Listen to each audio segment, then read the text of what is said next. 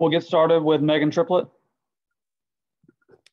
Hey, Coach, congrats on the win. Another game coming down to the fourth quarter. What was your message to the team when it was a one-possession game with 25 seconds left? And what would you say was the difference maker in this one? Yeah, just we put ourselves in a great position there. And I think they went to that review and had the ball underneath with one possession. We just, all game, we just said, keep staying locked in. Our discipline was phenomenal, for the entire game, for the most part. Obviously, we're going to find areas to get better.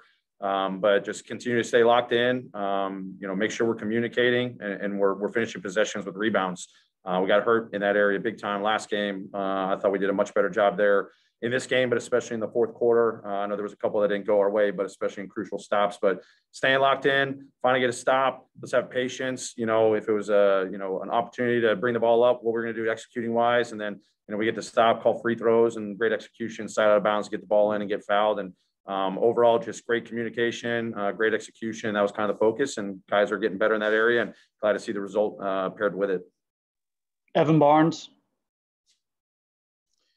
Taylor, now this is the second straight game you guys have closed out the fourth quarter. Do you feel like the games before then have taught you guys kind of now what to do and how to lock in a little bit more, especially now being able to do these two games on the road?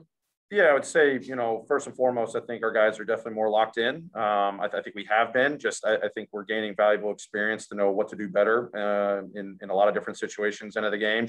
There's a lot of great communication, a lot of chatter on the court, and especially in our timeouts about, just focusing on the simple things, what we got to do defensively, how we're going to execute on the offensive end. This has been great growth opportunity for us, but I think there's going to be more things for us to have to continue to learn and get better from, especially today. We talked about, do we get better today? Yes. Can we get better? Absolutely. And moving forward, if we just have the mentality of just continuing to focus on what winning basketball takes, what our mindset's got to be one possession to the next, you're going to set yourself up to face whatever situations come forward. And I'm excited about the challenges ahead for our guys. Parker Fleming. Hey, Coach, I don't have the individual matchup data on me right now, but just another great individual defensive performance from Dylan Brooks. I mean, he's somebody that needs more recognition for all defensive teams, right? Yeah, I mean, absolutely. I'd love for his name to be in consideration. I mean, he does an unbelievable job. You look at his first half, he only has 1 point, but did a heck of a job defensively. He embraces no matter what's happening for him offensively.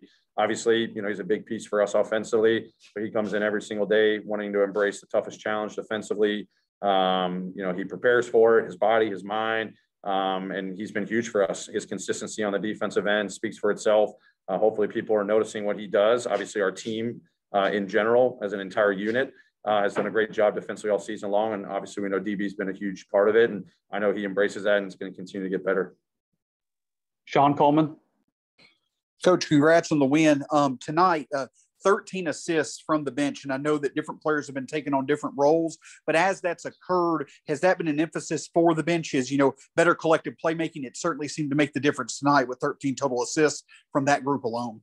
I don't think it's anything different. It's been our MO, whether you're a starter, you're coming off the bench, obviously our second unit, we talk about our depth being huge for us and continuing to, provide us great momentum when they come in the game. But obviously we're playing guys, as you said, in different roles and them just still embracing the unselfishness. It's still going to take some time to get, really good chemistry.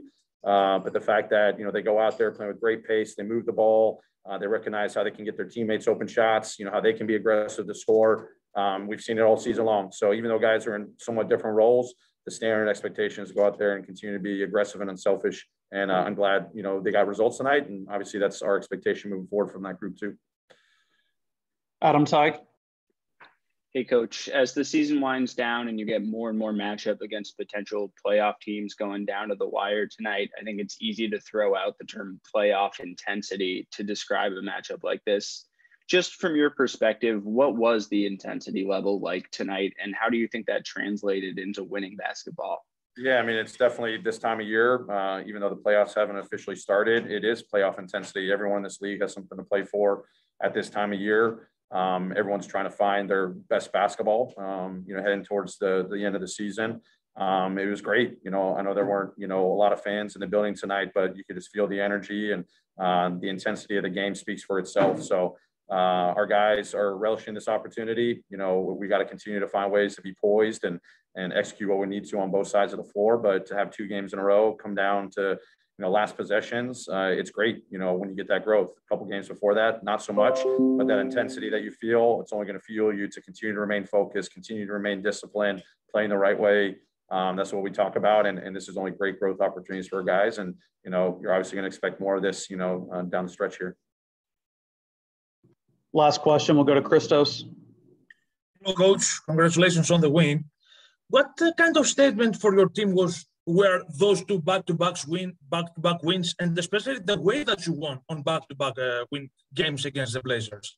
Yeah, I mean, this is a really tough opponent. It's a really good ball club.